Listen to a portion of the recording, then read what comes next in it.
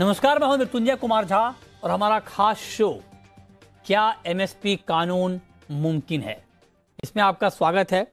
और ये सवाल इसलिए क्योंकि कृषि कानून की वापसी के ऐलान के बाद अब किसान कह रहे हैं कि एमएसपी की सरकारी गारंटी ज़रूरी है और इसकी डिमांड कर रहे हैं। किसानों का कहना है कि जब तक एमएसपी पर कानून ना बन जाए उनका आंदोलन जारी रहेगा। तो सवाल यह है, आज का हमारा मुद्दा यह है कि क्या ये मुमकिन है कि एमएसपी पर कानून बना दिया जाए? क्या ये फिजिबल है? क्या ये ग्राउंड पर ठीक तरीके से लागू हो पाएगा? आज इसी मुद्दे पर हम बातचीत करेंगे और बातचीत के लिए हमारे साथ तीन खास मेहमान हैं।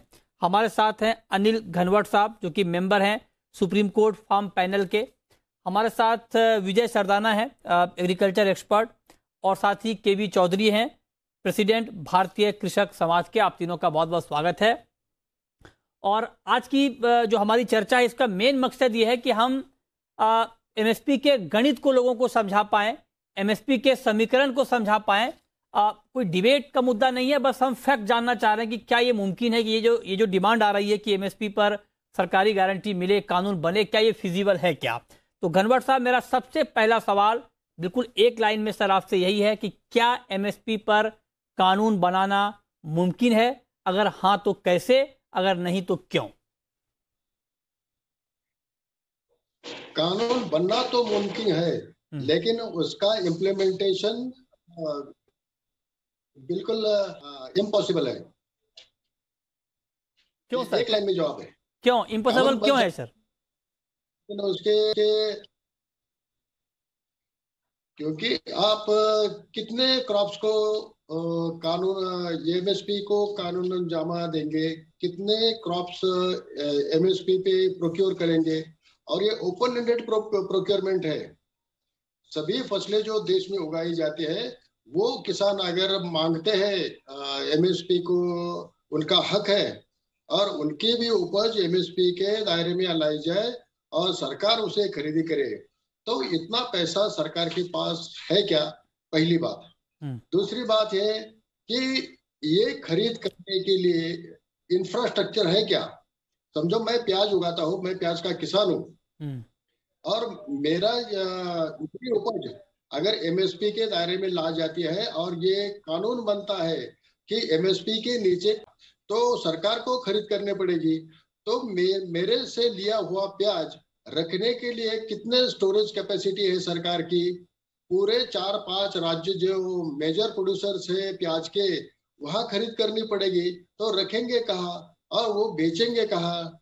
तो मध्य प्रदेश ने एक प्रयोग किया था इसके बारे में, उन्होंने भावांतर योजना की थी। उसके लिए उन्होंने 8 रुपए से प्याज खरीदी किया, और रखने के लिए जगह नहीं तो कई स्कूलों में कहीं भी उन्होंने लग दिया, ग्राउंड में टारपोलिन के नीचे ढक दिया, और महीने भर में तो वो खराब होने लगा। तो सरकार बोली बेचो मार्केट में। तो मार्केट में तो 2 रुपया चल रहा है, तो 8 रुपए से खरीदी करो, उसके ऊपर और खर्चा करो, और 2 रुपए में अगर मार्केट में बेचना है, तो ये कितने साल तक सरकार इस तरह का नुकसान सह पाएगा? तो ये एक प्याज का मैंने उदाहरण दिया, यहाँ तो हजारों लाखों प्रोडक्ट्स है। दूध वाले महाराष्ट्र में बहुत ही कम दाम मिल रहा है दूध का। उनका भी कहना है कि दूध को एमएसपी दी जाए और हमारा दूध एमएसपी में खरीदी किया जाए। पोल्ट्री है, वो कहेंगे हमारे चूजे, हमारे अंडे और चिकन भी को भी एमएसपी चाहिए। फिशरीज है, उसको एमएसपी चाहिए। जो जितने भी क्रॉप्स है, अभी एप्पल का हो गया था, एप्पल के दाम गिर गए थे, तो एप्पल का किसान भी चाहेगा कि उनके भी एप्पल्स को एमएसपी दी जाए। अगर ऐसा होता है, सरकार के पास पैसा नहीं, सरकार के पास मैन पावर नहीं है, सरकार के पास इंफ्रास्ट्रक्चर नहीं है, और कोई खरीदने वाला भी नहीं है। हमारे पास इतना जो है 41 लाख टन की हमारी बफर की रिक्वायरमेंट है, 110 लाख टन हमने प्रोक्योर करके रखा है, वो सड़ रहा है, और बेचने को जाए तो इंटरनेशनल मार्केट में रेट काफी कम है। कम है, बहुत रेट कम है। तो एक्सपोर्ट पोटेंशियल भी नहीं है। फोकट में दे दे के, मुफ्त में दे दे के कब तक क्या लोगों को खिलाएंगे और कितना खिलाएंगे? तब तक तो चूहे खा जाते। जब बारिश में भीग रहा है, 1,60,000 करोड़ रुपया हमारा इस बिजनेस में अटका पड़ा हुआ है, जो कभी रिकवर नहीं होगा, और हम सब टैक्स पेयर पैसा है, बर्बाद हो रहा है। तो सिर्फ हम कहते हैं कि एमएसपी होनी चाहिए, लेकिन ओपन एंडेड प्रोक्योरमेंट नहीं होना चाहिए। देश को किसी नेचुरल कैलेमिटी के तहत अगर आकाल होता है, तब उपज कम होती है, तो उस समय अगर रिलीफ देने के लिए कुछ स्टॉक चाहिए तो उतना खरीद करे। टोटल ओपन एंडेड प्रोक्योरमेंट होगी तो बिल्कुल अनप्रॉफिटेबल बिजनेस है। अच्छा, नॉन इकोनॉमिकल है ये, तो हाँ, ये हो नहीं सकता, ये ज्यादा दिन चल नहीं। अच्छा अच्छा, ठीक है। तो मतलब आप ये कह रहे हैं कि एमएसपी पर कानून तो संभव है, लेकिन उसे इम्प्लीमेंट करना बहुत मुश्किल हो जाएगा। सरकार के पास ना तो इतना पैसा है, ना इंफ्रास्ट्रक्चर है। लेकिन जो लोग ये तर्क दे रहे हैं, दलील दे रहे हैं कि एमएसपी की कानूनी गारंटी संभव है, चौधरी जी ये सवाल मेरा आपसे है, जो लोग ये तर्क दे रहे हैं कि एमएसपी की कानूनी गारंटी मुमकिन है, इसके पीछे उनकी दलील ये है कि एमएसपी की कानूनी गारंटी का मतलब ये नहीं कि सरकार सारी फसलों को खरीद ले। उनकी दलील 3 फार्मूला यहाँ पर बताया जा रहा है। पहला तो ये कि जो अभी एमएसपी का दायरा है उसको सरकार बढ़ाए, ज़्यादा खरीद करे, दलहन की, तिलहन की, मिलेट्स की। और दूसरा ये तरीका सुझाया गया है कि जब मार्केट में दाम गिर जाए तो सरकार का इंटरवेंशन तुरंत आ जाए। ऐसे में अगर सरकार 10-20% भी क्रॉप को खरीदती है एमएसपी पर, तो एक सेंटिमेंटल तेजी मार्केट में आ जाएगी, और जब एमएसपी के लेवल में भाव आ जाएगा या इससे ऊपर चला जाएगा, तब सरकार को खरीदने की जरूरत नहीं पड़ेगी। तीसरा एक सुझाव ये दिया जा रहा है कि अगर इससे भी बात नहीं बनती है, तो जो कि एमपी में जो मॉडल अपनाया गया था भावांतर का, कि जो मार्केट का प्राइस है और जो एमएसपी है उसके बीच जो अंतर है, जितना नुकसान किसानों को हो रहा है, वो भावांतर के जरिए दे दिया जाए किसानों को। क्या ये तीनों फार्मूले के आधार पर क्या एमएसपी पर सरकारी कानून बन सकती है क्या, चौधरी जी? देखिए, एमएसपी पर कानून बनाने में कोई दिक्कत नहीं है। अभी 2 चीजें सामने आई। एक तो महाराष्ट्र में जब देवेंद्र फडणवीस जी की सरकार थी, मुख्यमंत्री थे, और उसमें पाशा पटेल जो है प्राइस कमीशन के चेयरमैन थे, तो उन्होंने जो एमएसपी पर खरीदी जानी वो फसलें हैं, उनके लिए प्रावधान किया था कानून बनाने का। दूसरा उदाहरण हमारे सामने पंजाब सरकार का है। अभी उन्होंने गेहूं और धान के लिए एमएसपी पर खरीदने के लिए कानून बनाया उन्होंने। मेरा ये मानना है कि जो अभी तक सरकार एमएसपी घोषित करती है जितनी फसलों के लिए, अनाज के लिए, दलहन के लिए, और तिलहन के लिए, और कपास के लिए, ये करते हैं। और गन्ने का जो है स्टेट एडवाइजरी प्राइस और एफआरपी अलग होता है। ये फसलें हैं जिन पर होता है। इसके अलावा मार्केट इंटरवेंशन स्कीम सरकार रखती है। अब जैसे कश्मीर में सेव की और हिमाचल में परेशानी हुई, तो नेफेड को इंटरवेंशन स्कीम के लिए खरीदने के लिए श्रीनगर में लगाया गया, कश्मीर में लगाया गया। इसी तरीके से जब साउथ में पहले नारियल की खरीद में दिक्कत आई, तो नारियल का प्रोक्योरमेंट कराया गया। सभी फसलों के लिए कोई भी सरकार दुनिया की खरीदी नहीं कर सकती, ये हकीकत है। अच्छा, सरकार नहीं खरीद सकती, कोई भी सरकार नहीं खरीद सकती। दुनिया कोई सरकार, इतना कोई सरकार का काम ऐसे बिजनेस करना नहीं होता। सरकार का काम बाजार में स्टेबिलिटी लाना होता है। हाँ। लेकिन एक दूसरे पॉइंट पे आता हूं, जब आपने भावांतर का उदाहरण दिया, मैंने तभी कहा था कि जब आप भावांतर शुरू करेंगे तो ये बाजार की ताकतें उससे ज्यादा दाम नीचे गिरा देंगी। और अच्छा। वही हुआ मध्य प्रदेश में कि दाम ज्यादा गिरा दिया गया और भावांतर 10% तक किसान को दिया गया और नुकसान उसको हुआ। ये भावांतर से मैं कतई सहमत नहीं हूं, क्योंकि भावांतर पब्लिक के रेवेन्यू अर्न किया का पैसा है, उसको इस तरीके से व्यापारियों को बांटना अच्छा। भावांतर के नाम पर ये गलत होगा। अच्छा। तीसरी बात पे आइए। हाँ। क्या इस देश के अंदर कोई तिलहन, कोई दलहन या कोई अनाज एमएसपी के मूल्य से कम पर बिक रहा है क्या? नहीं नहीं नहीं नहीं चौधरी जी, ये बात आपकी ठीक है। नहीं सर, रोकना चाहूंगा। चौधरी जी, आपने बात ठीक कही। बहुत सारी फसलें हैं और खास करके जो अभी मौजूदा माहौल में ये बात ठीक है कि तिलहन के दाम एमएसपी से ऊपर है, लेकिन ये हालात हमेशा नहीं रहते हैं सर। कई बार ये होता है कि लंबे वक्त तक एमएसपी से नीचे भी बिकते हैं, तो वो वक्त के साथ कीमतें ऊपर नीचे होती हैं, वो अलग मसला है। लेकिन अब सरदाना जी, चूंकि आपका बड़ा कैलकुलेशन है सर फिगर को लेकर के कि एमएसपी पर कितना खर्च आता है, सरकार के लिए कितना मुमकिन है उस खर्च को उठाना, इंफ्रास्ट्रक्चर हमारा कितना तैयार है, इस पर सर आपका नया कैलकुलेशन क्या है? अगर मैं बिल्कुल एक मतलब निष्पक्ष राय आपसे जानना चाहता हूँ। हमारा मकसद यही है जानना कि करने से एक बात अलग है। जी जी जी, तो आऊंगा सर आपके पास। तो सरदाना जी, आपका कैलकुलेशन क्या है? क्या ये मुमकिन है, ये जो फार्मूला बताया जा रहा है, या आपके पास ऐसा कोई फार्मूला है जिसके आधार पर आप बताएं कि हाँ एमएसपी की कानूनी गारंटी मुमकिन है उस फार्मूले को अपनाते हुए? देखिए मृत्युंजय जी, सबसे पहले तो हमें यह समझना होगा कि एमएसपी एक शॉर्टेज इकोनॉमी का टूल है। आप इसको सरप्लस इकोनॉमी में लगा ही नहीं सकते, क्योंकि आपको जितनी फसलें चाहिए सरकार भी खरीद ले, आम आदमी भी खरीद ले, उसके बाद भी जो सरप्लस बच जाएगा किसान उसका क्या करेगा, ये है। दूसरा सवाल ये है कि एमएसपी आप किस क्वालिटी को दोगे। क्या किसान उसके अंदर चावल और गेहूं में पत्थर डाल के ले आए, मिट्टी डाल के ले आए, आप एमएसपी दोगे? कीड़े वाली फसल लेके आ जाए, आप एमएसपी दोगे? क्या उसके अंदर दुनिया भर का कूड़ा कचरा हो, आप एमएसपी दोगे? क्वालिटी क्या होगी? आप पैसा मांग रहे हो और क्वालिटी नहीं बता रहे हो। और रही बात कि साहब आप कहोगे एफसीआई भी तो खरीदता है, एफसीआई टैक्स पेयर के पैसे से खरीदता है। मैं जब प्राइवेट ट्रेड करूंगा तो मेरे पे एफएसएसएआई फूड सेफ्टी का कानून लगता है, मैं उससे नीचे बेच नहीं सकता, मैं जेल जाऊंगा, तो मैं किसान से क्यों खरीदूंगा? ये तो है बहुत कॉमन सेंस की बात। उसके अलावा आज किसान एक फसल उगाता है, 10 फसलें खरीदता है। और किसान, आज इस बात को आप समझिए कि कोई भी कंज्यूमर हमेशा एमएसपी के ऊपर ही रेट दे रहा है। मैं कंज्यूमर की बात कर रहा हूं, हाँ। मैं मंडी की बात नहीं कर रहा हूं। हाँ। हर कंज्यूमर हर फसल के दाम एमएसपी के ऊपर देता है, लेकिन किसान तक नहीं पहुंचते। तो किसान किसको बेचता है? अपने आड़तिया को, बिचौलिए को। लूटता वो है, लेकिन किसान नेता उसको हटाने की बात नहीं कर रहे हैं, क्योंकि उससे उनको चंदा मिलता है आंदोलन के लिए। और रही बात सिंपल सी कि एपीएमसी राज्य सरकारों का सब्जेक्ट है, सारी एपीएमसी किसान यूनियन के हवाले कर दो। आप रेट तय करो। आप एमएसपी क्यों? आप 200 रुपए किलो गेहूं बेचो, किसने मना किया है? आप एमएसपी पे आपको एमएसपी चाहिए, आपकी एपीएमसी आपको लूटती है।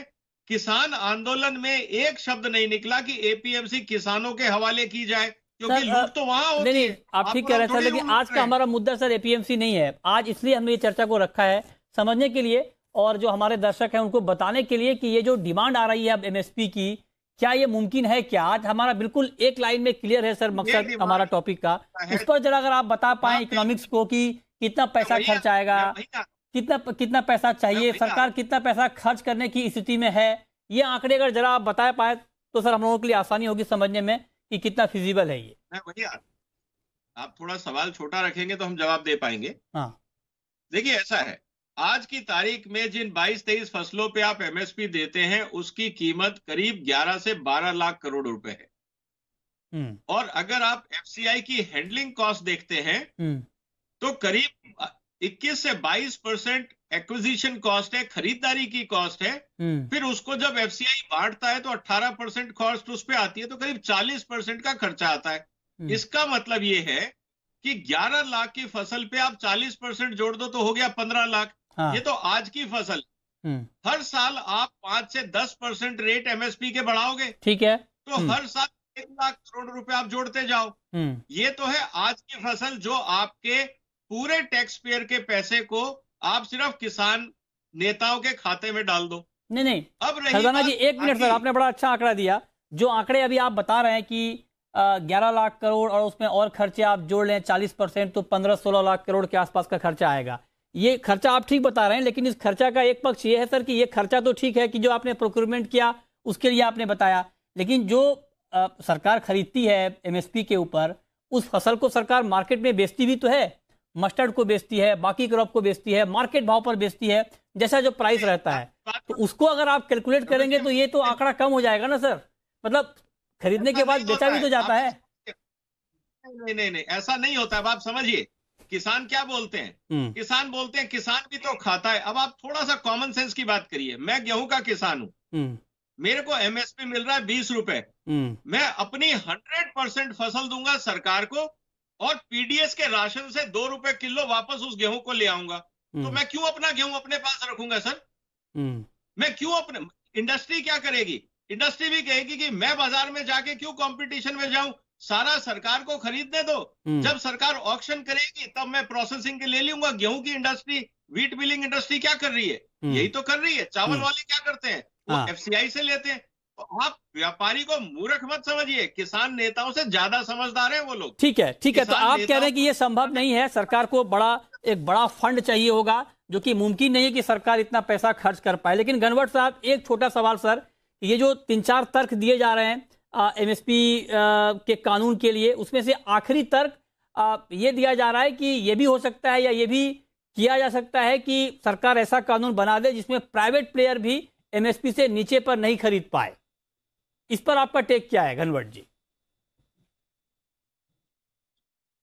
पहली बात तो ये देखना चाहिए कि ये गेहूं चावल छोड़ के बाकी फसलों में एमएसपी के दाम कब कब गिरे हैं। एमएसपी के दाम जब गिरे हैं जब गवर्नमेंट इंटरवेंशन हुआ है, स्टॉक लिमिट्स लगे हैं, इंपोर्ट हुआ है, तभी दाम गिरे हैं। 14-15 में ये सरकार आने के बाद इन्होंने मोजाम्बिक के साथ जो इंपोर्ट का करार किया 5 साल का 2 लाख टन पर ईयर, तो उसके बाद ये पल्सेस है उसके दाम इतने गिर गए, एमएसपी के नीचे भी गिर गए। तो वो खरीद करने के लिए हमें एजिटेशन करना पड़ा, और वो भी पूरा नहीं खरीदती। अगर मुझे 1 एकड़ में 10 क्विंटल अरहर तैयार होती है तो सरकार बोलती है कि हम 3 क्विंटल लेंगे, 3.5 क्विंटल लेंगे, तो बाकी किसको बेचेंगे? क्योंकि प्राइवेट प्लेयर्स तो नहीं खरीद करेंगे, क्योंकि मार्केट में रेट कम है। और वो खरीद करने के बाद भी वो कंटिन्यूस नहीं होता। वो पहले शुरू करते हैं, फिर बोलते हैं हमारे पास वेइंग मशीन नहीं है, हमारे पास मैन पावर नहीं है, वो कहीं से अरेंज कर दिया तो बोलते हमारे पास पैकिंग मटेरियल नहीं है, फिर खरीद बंद हो जाती है। फिर शुरू कर दिए तो बोलते हमारे पास गोडाउन्स नहीं है, फिर ठीक है। ओके। और खरीद भी लिया तो उसका पैसा तुरंत 2 साल तक नहीं मिलता है। राइट। और आप जो कह रहे थे कि आप मार्केट में बेच भी सरकार, तो उसके बारे में मेरा इंफॉर्मेशन ये है कि सरकार ने उस टाइम 5,500 रुपए से खरीदी किया रेड ग्राम, और वो इतना स्टॉक हो गया उसका क्या करने का, क्योंकि मार्केट में प्राइसेस तो 3-3,500 रुपए चल रहे थे। तो सरकार ने ऑक्शन करके इन प्राइवेट पार्टीज को 2,500 तक में बेच दिया। और दूसरी बात ये कि ₹70 खर्चा करके सरकार ने वो दाल 35 रुपए में बेची। ये किस तरह का व्यापार है? ये इस तरह से हर साल घाटे में सरकार धंधा करेगी, ये बहुत तो पैसा बर्बाद हो। ये बहुत महत्वपूर्ण बात आपने कही है। तो सवाल ये है कि आप तीनों एक्सपर्ट जो इस वक्त हमारे साथ मौजूद हैं, और इसीलिए हमने आज ये चर्चा रखी है, तीनों एक्सपर्ट ये कह रहे हैं कि ये मुमकिन नहीं है कि एमएसपी पर कानून बना दिया जाए और सारी फसलों की खरीद एमएसपी पर हो। तो सवाल यह है कि फिर किसानों को अच्छा भाव दिलाने का रास्ता होना क्या चाहिए? क्या फार्मूला होना चाहिए जिससे किसानों को अच्छा भाव मिल जाए, और सिर्फ अच्छा भाव मिले ना बल्कि अच्छे भाव की गारंटी मिल जाए। कई बार ये होता है कि अच्छा भाव मिलता है एक साल, दूसरे साल नहीं मिलता है। एक प्रॉपर गारंटी मिल जाए, इसके लिए नया फार्मूला क्या होना चाहिए, इस पर बात ब्रेक के बाद बने रहिए हमारे।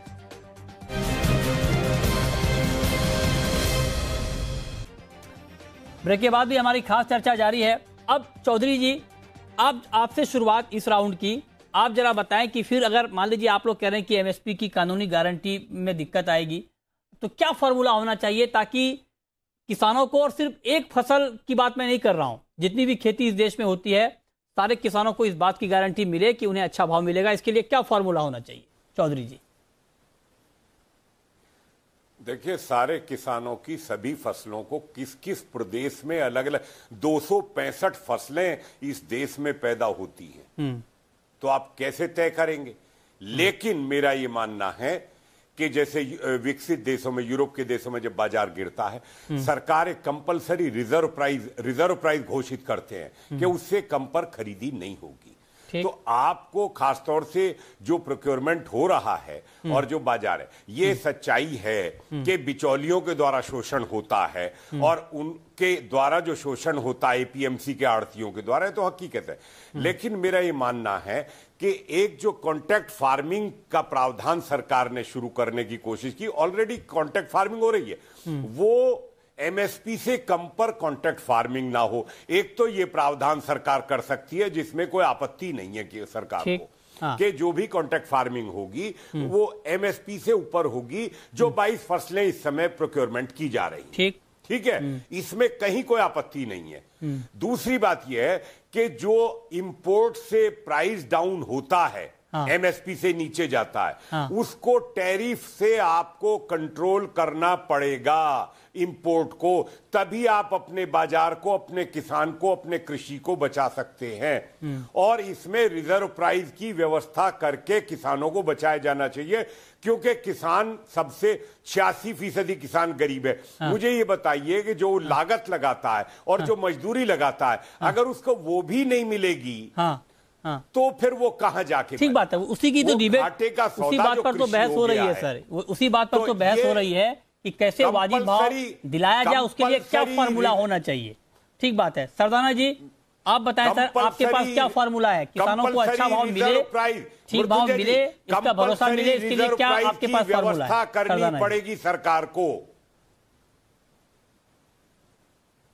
जी बोलिए मृत्युंजय जी, आपके पास कोई फार्मूला सर किसानों को अच्छा भाव दिलाने का? बहुत सिंपल फार्मूला है, आपके देश में बहुत अच्छी तरह से चल रहा है। क्या आप सारी जगह पे अमूल का मॉडल क्यों नहीं अपना सकते विद सुटेबल मॉडिफिकेशन? जब तक आप किसान और कंज्यूमर के बीच में दुनिया भर के बिचौलिए रखोगे तो किसान तो गरीब रहेगा ही। इन कानूनों का पर्पस तो यही था ना कि कंज्यूमर और किसान आमने सामने बैठ के पूरा पैसा ले, लेकिन हम नहीं चाहते। हम तो बिचौलियों को बचाने के लिए आंदोलन कर रहे हैं, किसानों को बचाने के लिए आंदोलन तो हो नहीं रहा। तो समस्या यह है कि अगर आज आप अमूल का किसान अपना रेट तय करता है, प्रोसेसिंग करता है और आपके घर पे दूध दही चीज जो चाहिए आपको मिलता है, ऐसे ही गेहूं का किसान आटा बनाए, ब्रेड बनाए, आपके पास इंफ्रास्ट्रक्चर फंड आपको सरकार दे सकती है। सर ये आप सरदाना जी बात ऐसी की जाए सर जो ग्राउंड पर इंप्लीमेंट हो पाए। अभी घनवट साहब ने बताया, चौधरी जी ने बताया, एक मिनट सर सुन लीजिए सर, एक मिनट अभी एक मिनट सर सुन लीजिए, सवाल सुन लीजिए। आप लोग कई बार ये होता है कि ग्राउंड की बात नहीं करते हैं, दिक्कत इसीलिए बढ़ जाती है और गलत सलाह मशवरा के दम पे मामला इतना लंबा खिंच जाता है। 86% किसानों के पास जब जमीन नहीं है सर, 2 एकड़ से भी कम की जमीन है, आप उनसे कहते हैं कि आप खुद आटा बनाइए, आप खुद ब्रेड बनाइए, तो ये मुमकिन है क्या? आप बताइए ना, जो ग्राउंड पर संभव हो सर वो मशवरा दें आप, ताकि एक फिजिबल लगे जिसकी बात हम कर रहे हैं। अमूल संभव नहीं है क्या? अमूल चल रहा है ना सर। एक अमूल का एग्जांपल हम सारी क्रॉप पर इंप्लीमेंट नहीं कर सकते हैं ना, सारे क्रॉप का पैटर्न अलग है, सारे क्रॉप का समीकरण अलग है, गणित अलग है। चलिए ठीक है, आपके पास अमूल का मॉडल है। घनवट साहब आपके पास क्या मॉडल है सर? आप जरा कोई सुझाव देना चाहेंगे आज की इस चर्चा के जरिए, जिसमें आप ये बता पाए कि हाँ किसानों को ये तरीका है जिसके जरिए अच्छा भाव मिल पाएगा? घनवट साहब पूरी बात सुना करो। जब सबसे एक मिनट सर। हाँ, मॉडल ये होना चाहिए कि किसानों को आजादी देनी चाहिए, वो क्या उगाए, कैसे उगाए, कहाँ बेचे, तो वो तय करेगा। फसल अच्छे दाम मिलेंगे वो करेगा। सरकार ने इंटरवेंशन बिल्कुल नहीं करना है। सरकार ने कब करना है? जब कोई नेचुरल कैलेमिटी आती है, ड्रॉट आता है, फ्लड आते हैं और किसान मुसीबत में है, तो सरकार उसमें दखल करे, नहीं तो सरकार ना करे। कॉन्ट्रैक्ट फार्मिंग को बढ़ावा दिया तो एक स्टेबल प्राइस तय हो सकती है। बोने से पहले किसान को समझेगा मेरा 1.5 ग्राम इस दर में, इस भाव में बिकेगा, मेरा सोयाबीन इस भाव में बिकेगा। अब ये एमएसपी का गलत इस्तेमाल कैसे होता है, मैं आपको एक उदाहरण देता हूँ। सोयाबीन को अच्छे दाम मिल रहे थे, 9,000 तक सोयाबीन के दाम चढ़े थे। ये पोल्ट्री और बाकी इंडस्ट्रीज ने एक प्रेशर बनाया गवर्नमेंट के ऊपर, उनको एक लेटर दिया लिखित में, और उन्होंने उनका ये कहना को 3,950 रुपए एमएसपी है, उतना ही मिलना चाहिए, ज्यादा देने की क्या जरूरत है। इस तरह एमएसपी का गलत इस्तेमाल भी हो रहा है। जी। और जब गवर्नमेंट इंटरवीन करती है तभी दाम गिरते हैं। को अच्छा दाम मिल रहा है, सरकार शायद का भी एक्सपोर्ट बंद कर सकती है। सोया मिल इंपोर्ट करके सोयाबीन के किसानों को मारा है, ऑयल्स के इंपोर्ट ड्यूटी कम करके ऑयल सीड्स के को मारा है। हर बार किसानों को मारने का तरीका essential commodity act, foreign trade act का इस्तेमाल करके ये लोग किसानों को मार रहे हैं, सिर्फ कंज्यूमर बायस के। उनको वोट्स चाहिए और वोट्स मिलने के लिए खाने, चलिए वो तो खैर अलग। हाँ, वो बार ये हथकंडे। जी। चलिए वो तो खैर अलग एक डिबेट का मुद्दा है, लेकिन कुल मिलाकर मसला ये है कि आप लोग ये कह रहे हैं कि एमएसपी की कानूनी गारंटी संभव नहीं है। ये बात बहुत हद तक ठीक इसलिए भी है क्योंकि ग्राउंड पर बहुत सारी दिक्कतें चुनौतियां आएंगी, लेकिन सवाल वही है कि आखिर फिर किसानों को वाजिब भाव मिलेगा कैसे। इसको लेकर के चर्चाएं लगातार होती रहेंगी। कुछ सुझाव इस पैनल के जरिए भी आए हैं। अमूल का सुझाव सरदाना जी ने दिया, ठीक है, किसानों का एक तबका उसका फायदा उठा सकता है। अलग अलग और तरीकों पर विचार विमर्श होना चाहिए। मकसद यही है कि किसानों को अच्छा भाव मिले और कुल मिलाकर इकोनॉमी को भी और कंज्यूमर को भी नुकसान ना हो। दोनों बातों को ध्यान में रखकर अगर कोई नया फार्मूला तैयार किया जाता है तो ये सबके हक में होगा। बहुत बहुत शुक्रिया सरदाना जी आपका, चौधरी जी आपका और घनवट साहब आपका हमारे साथ इस खास चर्चा में जुड़ने के लिए।